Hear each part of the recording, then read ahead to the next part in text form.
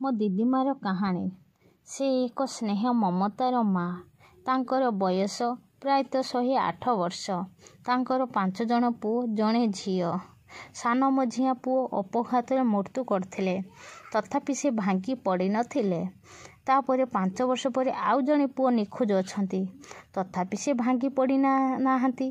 ତାପରେ ସେ 3 ପୁଅ, 3 ବୋହୂ ଓ ନାତି ନାତୁଣୀ ସ୍ୱାମୀଙ୍କୁ ନେଇ ବେଶ ହସ ଖୁସିରେ ଥାଆନ୍ତି।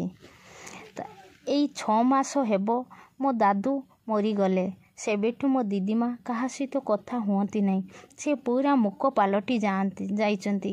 ନା ହାତ ଉଠି ପାରନ୍ତି, ନା ଚାଲିପାରନ୍ତି, ନା କେହି ବେଳେ କୁହନ୍ତି ଯେ ମୋତେ ଟିକେ ପାଣି ଦିଅ, କି ମୋତେ ଜନ୍ଦା କାମୁଡ଼ୁଛି କି ପିମ୍ପୁଡ଼ି, ସେ କଥା ବି କୁହନ୍ତି ନାହିଁ। ପୁରା ନିଃଶବ୍ଦ ମଣିଷଟିଏ ଅଛନ୍ତି। ମୁଁ ତାଙ୍କର ନାତି ବୋହୂ। ଏ ଭିଡ଼ିଓ ଛାଡ଼ିବାର କାରଣ ହେଉଛି ତାଙ୍କ ସାନ ପୁଅ ଯେଉଁଠି ବି ଥାଆନ୍ତୁ, ଏହି ଭିଡ଼ିଓ ଦେଖି ସେ ଘରକୁ ଫେରି ଆସନ୍ତୁ। ରହୁଛି। ଜୟ ଜଗନ୍ନାଥ।